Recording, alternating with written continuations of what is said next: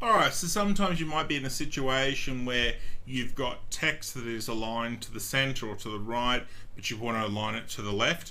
So in this case here, you can see my paragraph is center aligned, and we can see that up here on the paragraph group. The easiest way or quickest way to align back to the left is just simply to use the shortcut Control L, and Control L will take it back to the center.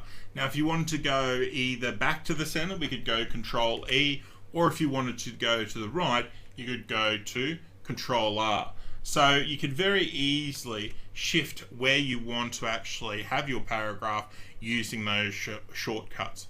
So that is Control L for left, Control E for center, Control R for right. Hope you enjoyed that video.